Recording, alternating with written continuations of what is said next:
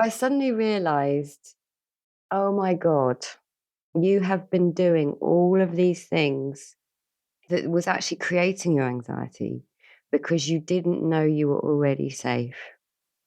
You just didn't know that you were safe already. So all these things I used to do, what I now consider quite humorous things, like I had to cut all the labels out of my clothes. I had to drink from the same cup, eat from the same plate, eat with the same knife and fork, put everything back in the cupboards in the same place, eat at the same time, feed my son at the same time. I had all these rules. I didn't know, but I'd been doing that because I didn't know I was already safe. That changed my life. Like just that one thought, it changed my life. Hi, my name is Jenny Burrell and welcome to the Power Years Project podcast, a virtual healing space for all women ready to embark on their radical midlife redesign.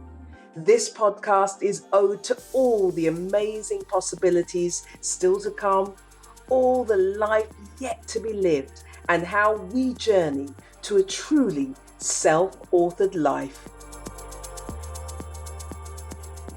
Hi there, everyone. Well, welcome to episode number 6 of the Power Years Project podcast. When I began this podcast, my deepest intention was to also share with you stories of ordinary women like myself and you, the listener, with extraordinary tales. I've always thought that fact was always stranger and more interesting than fiction. And so here is the first of a series of interviews with women who mean a lot to me. Their stories are both interesting and intriguing. And they too are midlifers with a tale to tell. And I'd like to share these amazing women's stories with you. So today's episode is with a wonderful, wonderful soul. Her name is Charli Wall. And I will leave Charli to introduce herself and tell the tale of her midlife transition.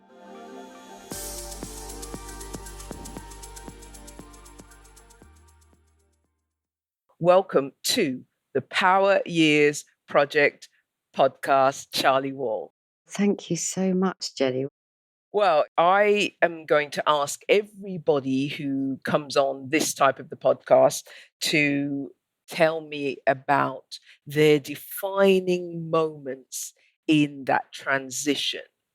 You were Charli Wall, fitness girl, purple. What were you called? Yeah, well, Purple Fitness and my big business was called Cambridge Boot Camps, and I sort of merged the two, yeah. Okay. And now, via India, you are a physical and mental health coach specializing in traumatic grief, anxiety, and self-loathing. So that's a huge transformation. And you are, how old are you? 49? I'm 49, yeah. 49. Okay. So the last few years have been pretty epic, I'm sure. So would you like to share with people? I ask people about their defining moments, sort of at the beginning of the journey, this transitional phase, then kind of during, and then where are you now? So, yeah, you just take it away. I'm sure people will really value hearing your story. Okay, well, feel free to jump in so it's not just the monologue, but I'll start from the defining moment, which was my father dying. So you and I knew each other from the fitness industry, the fitness business. We'd both been in the industry for a very long time. But also behind the scenes of me running that business, I used to look after my father who was disabled. And he'd been disabled from a motorbike accident that had killed my brother when I was 21. So when he died in 2016, I felt broken. That's the only way I can describe it. And then shortly after that, I ended up in hospital And then shortly after that, my own son, who was at the time 16, got arrested. So I dropped to my knees. I asked for help to someone, and I thought there must be a better way. And what came to me in those moments was sell your house, sell everything, and move away, and we'll see what happens next. So that was the sort of defining moment. And also, because of what happened with my dad, with me being ill, with my son, he then went off to Corfu and was working in Corfu. Now, he was just 16, turned 17. So, for the first time in my adult life, I wasn't looking after anyone else. I'd been looking after someone from the age of 21 because I looked after my dad till he died. My son at that point was 16. And I just kind of followed the next breadcrumbs. That's how I can describe it. In those moments, I just followed the next breadcrumb and it took me to India. But at that point, Jenny, I was chronically anxious, like chronically. When you spoke to me in the airport, I couldn't have been more scared. I was doing like box breathing and affirmations and just desperately like trying to hold my faith that it was going to be okay. And I had post-traumatic stress disorder as well, and India's the worst place you can go to. Yeah, it's a bit full, it's a bit busy, it's a bit noisy. Yeah, but I got through that, and this is the miracle of the human spirit, I feel now. This is what I see on reflection. The miracle of the human spirit is despite all of that, we get through it. We have fear. My life at that point was just on the edge, in flight or fright the whole time. But I didn't give up faith. And then when I got back, I went to India for 5 weeks and then Europe for another sort of further 2 months. I lived off the land in Spain. I just did various things that my heart called me to do. And I landed back in the country. By pure fluke, I landed in a place called Wales next to the sea, which is by the beach. An ex-client just happened to have a cottage that was free. And at that point, I was looking for a coaching course. And I just, again, stumbled across a coaching course that is grounded in the understanding that I now teach. And it's called the Three Principles. So, the middle point that you asked for, I think, because I can be very succinct about this all, but I'll talk to you about the defining moments that brought me here. I undertook this coaching course for a year, and then I was asked to be a mentor in my second year for the oncoming group. But during that time and during that training, as someone who's chronically anxious, who'd made her world very small, when I landed in Wales, I didn't see anybody. I just hid myself away. It's like the dark night of the soul. And it's very common, I think, for women of our age, if they've got the opportunity to do that, that they just hide away and shed a layer almost. Absolutely. I feel like it's cocooning. On reflection, I see that's what I was led to do. And I was fortunate enough to have the finances to support me because I did sell everything. I just didn't care anymore. You know, I was so sick of being scared of money. I was so sick of pretending to be okay. I didn't know I was okay. So at that point, I had this strong belief that I was broken. And I had evidence. I could have proved that to you as well. But through the course of that 2 years of my coaching course, I had an insight, what's called an insight, a revelation, a realization. And the realization, I had two very profound experiences. And one was I had the thought, because I'd been chronically anxious for probably most of my life, but certainly after my brother and father's accident, I hadn't known how anxious I was. People used to say to me, "You're such a control freak, Charlie." I'd be like, "No, you're the one with the problem, mate, not me." I suddenly realized, oh my God, you have been doing all of these things that was actually creating your anxiety because you didn't know you were already safe.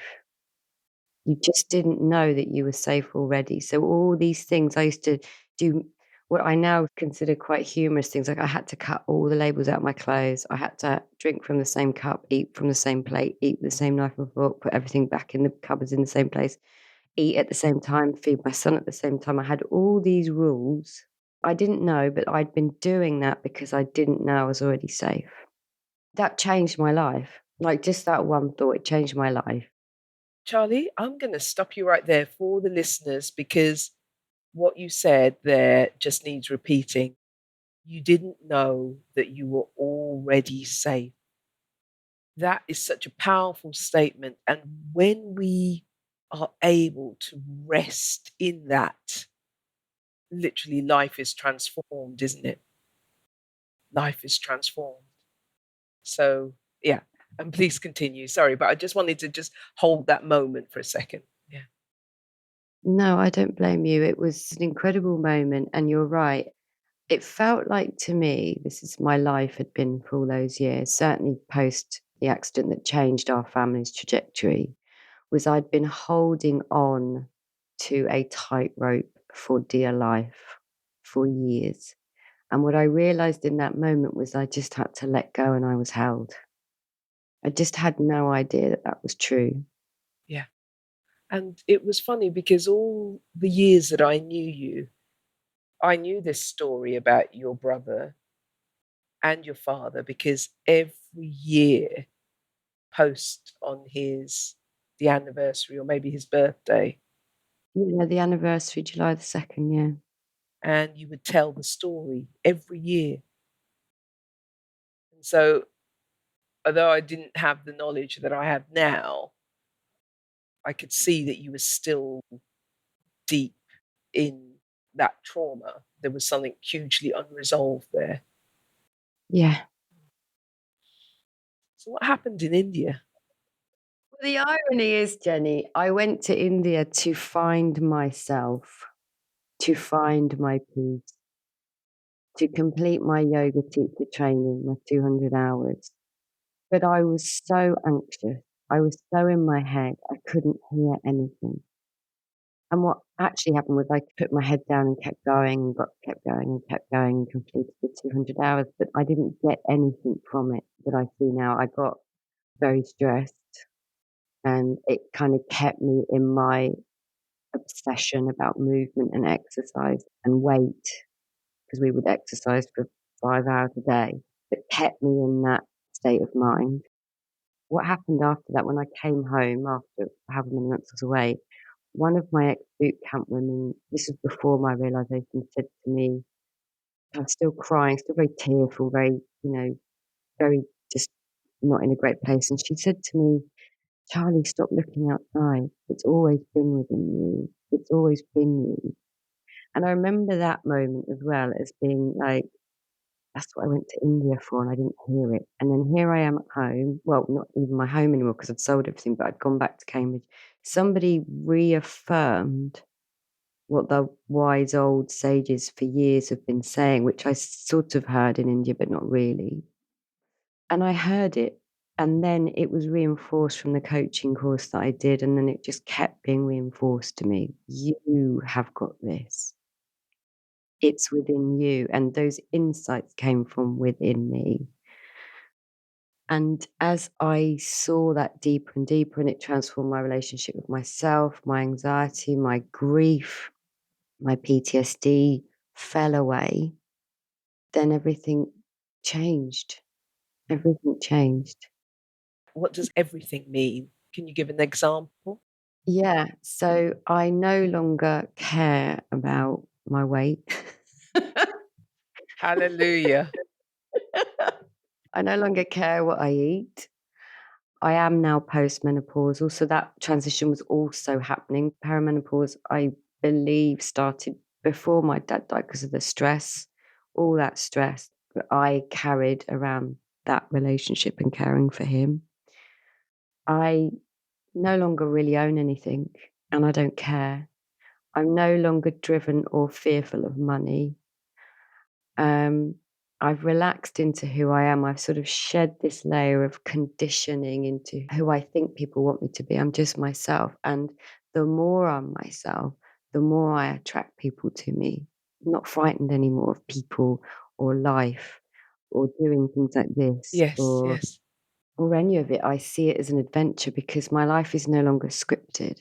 Yeah. My bag was I've had grief, my brother died, this happened to me, I'm broken. And I just never kind of veered from that narrative. And now I think, yes, that did happen to me, but I am not broken. I am stronger than I've ever been in my life. And that's not because I can lift heavy weights, it's because I know I can get through anything. And even if I don't, that's okay too. And that's what I share. Yeah.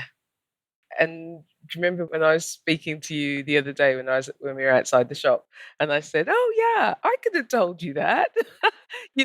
Like way back, that you're an amazing woman, you're not a broken person. I mean, that's what I saw. That's what I saw in you, that you'd had a tough time, but I just saw something so beautiful and warm and caring and fun. Well, thank you. I see the same in you. Thank you. So, at the airport full of anxiety, go to India to find yourself, come back to only now find yourself and have that reaffirmed to you that you're not broken, and guess what, you've got everything you need within yourself. And where are you now? I am loving life. I have such great fun. I've created another business. Yes.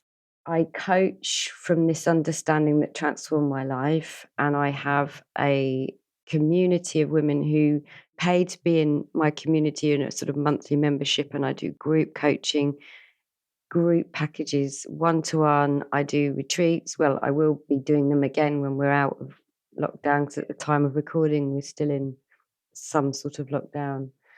I have a dog now. I walk every day. I move intuitively. The sack of boulders that I walked around with and was frightened of the world. I remember, we used to do those. So the course that we were on that time was a Strength Matters course. And I remember one of those courses that I did, there was a group of women on that course that I met up with after you went. And they said to me, "We used to think you were really aggressive."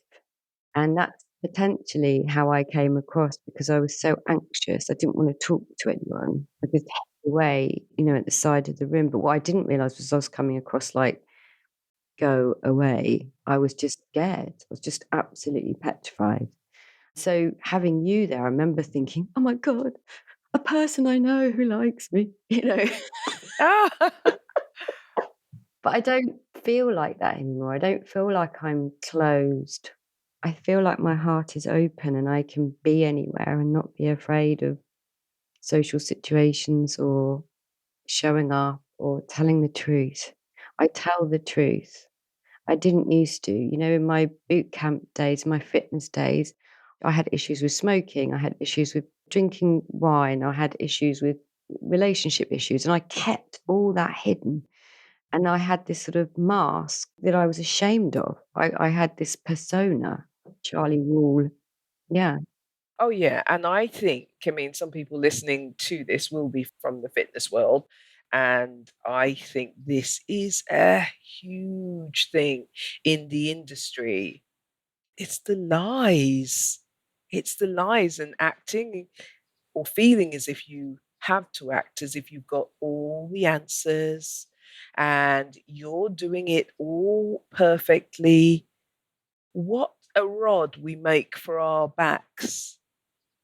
And what happens when we start truly turning up as our authentically, beautifully flawed selves?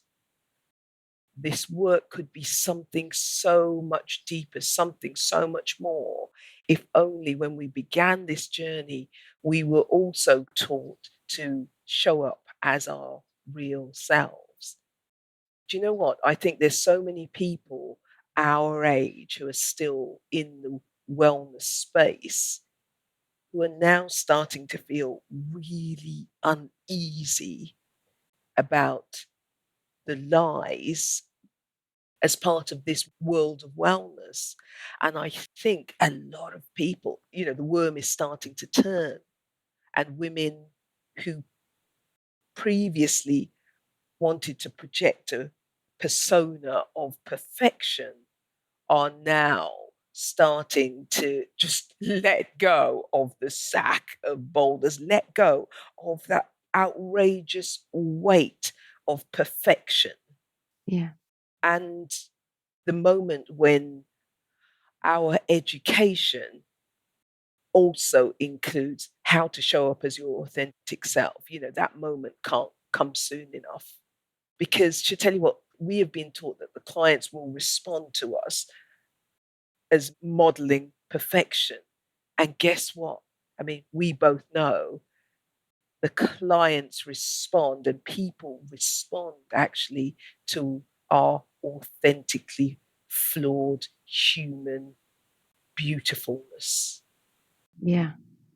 That is what they respond to. That's what people Yeah. respond to. Yeah. I never knew that really, but I know that very deeply now. And I know I'm safe. So it doesn't matter. If someone doesn't warm to me, I'm all right with that. I don't see it as rejection anymore. And I used to, and I'd be worried and flapping and, create a lot of anxiety just about one. I remember doing a survey for the boot camps, and I think I got 75 responses, which was really good. I think that's still a good sort of response. One person said, it's not that great. And I fixated on that for ages, just one person. Goodness me, Charlie Wall. Yeah, yeah, yeah. Goodness me. Yeah. Do you know what? I remember when you said to me, because we were talking about how the podcast was going to be recorded, and you said, "Oh, I do a Facebook Live and an Instagram Live, and you're okay with that going out everywhere." And there was a time when I would have been mortified by that. And yeah, I would be like, "Oh my God, people will know." And I'm like, "Yeah, whatever." And the shift in me is that I have immense compassion for myself and all of my randomness and all of my all of my dark parts, and I just literally don't have it in me to hate, dislike, or want to hide any part of me to anyone. And I remember many years ago I had a thought, and probably this is part of being like a immigrant child, first generation here in this country, where we were modeled that we would need to be chameleons. Well, you'll be like this at home and you'd speak like this at home, and then when you go to school you are like this. And one of my greatest wishes even then as like a teen was I just wanted to be the same person everywhere and to everyone. Mm. And I really remember wanting that. And this life phase has been such a flipping gift. I mean, it's not even tangible. It's not a thing. It's not even a palpable thing. But suddenly you become so fortified. It's like you get steel in your spine and you are glad to present yourself.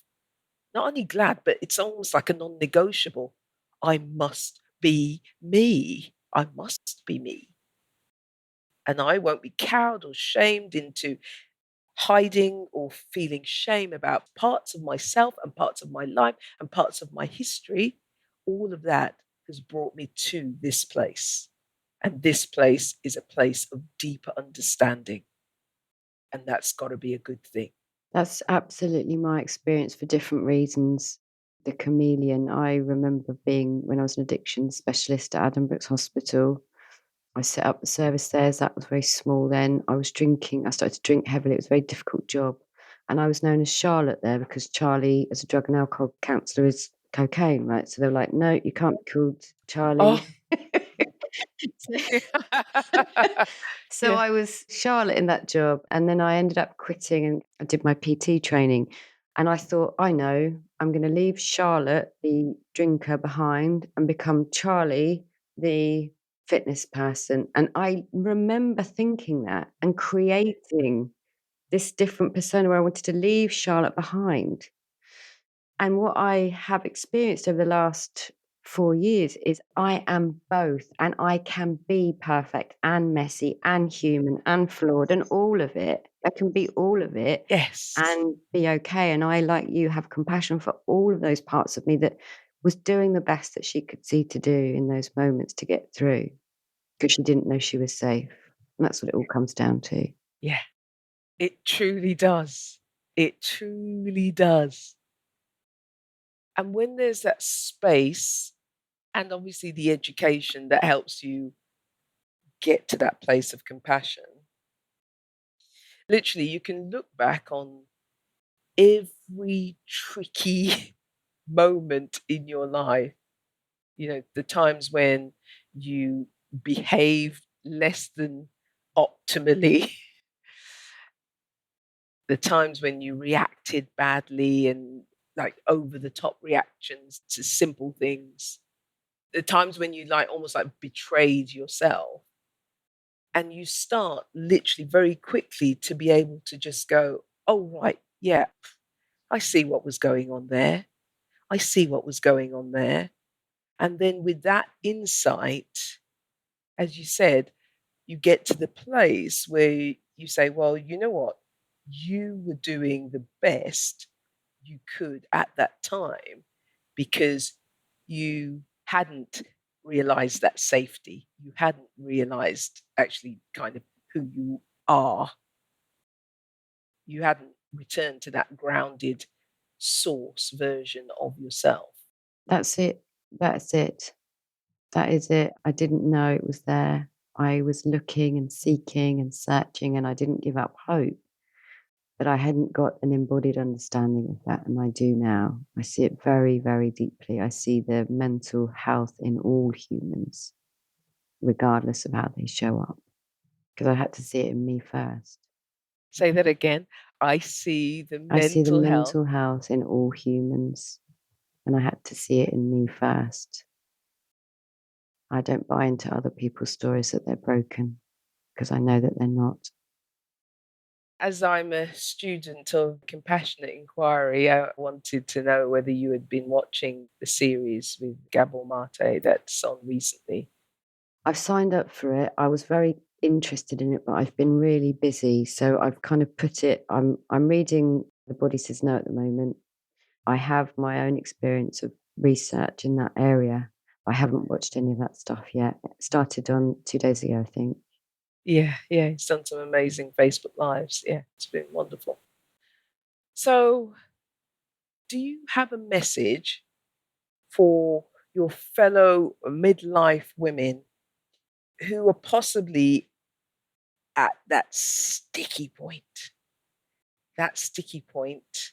possibly just before you fell to your knees and thought, I'm going to sell my house, my business, I'm going to India, just a few steps away from that. Or maybe they are there.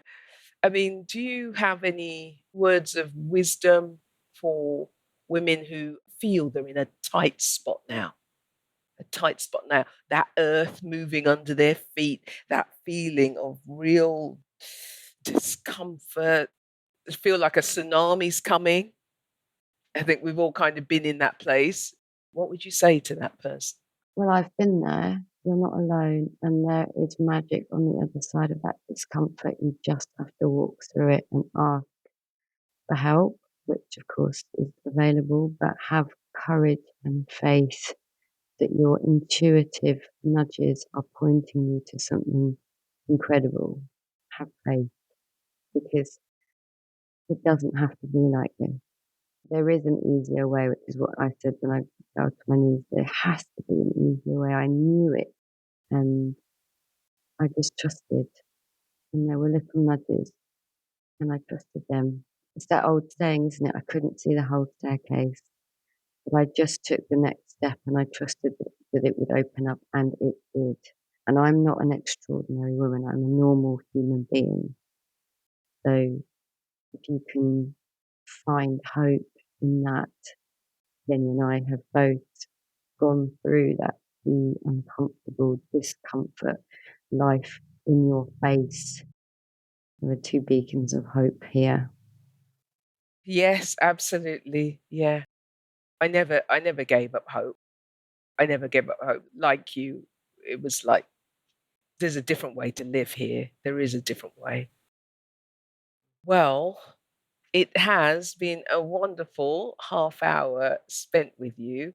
Thank you for sharing your extraordinary story. Thank you, Jenny. I know that this half an hour is going to help someone or many people. And alongside this podcast, we'll put your contact details and links to the work that you do. So if people want to be in touch with you, but I just want to say it's been amazing to reconnect with you. You know, as I said in the beginning, it was like, oh God, what's happened there? But actually, the girl who I sat in that bar with, sinking a couple of glasses of wine, having a good old cackle with all those years ago, is still there. It's still the essence of you. But there is just something so exhaled and grounded and solid but fluid. It's just a beautiful thing to observe.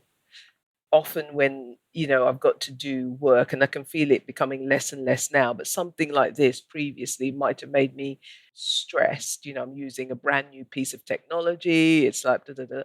But my gut, when I sat here and to do this podcast with you, my gut felt fabulous. It's like, Yummy. ooh, yum, I absolutely yum. trust that now. I trust, this is going to sound very peculiar, but like we all have common sense. We all have a deeper voice of wisdom. I absolutely trust that what's meant to happen will happen. And I'm just out the way now. I'm not worried about it. I'm not planning it. I just absolutely trust that. So I hear you. Yeah. Yum. Okay, my love. Thank you for your precious time. And everybody listening, I hope that was a great listen for you. I hope you got something out of our conversation. And yeah, thank you as well for your time. Till the next time. Bye bye for now. Bye bye. Thanks so much for joining me for another episode of the Power Years Project podcast. Don't forget, we've got lots going on the Facebook page, on Instagram, and on YouTube. And I'd love to see you there as well. Okay, take care for now. Bye-bye.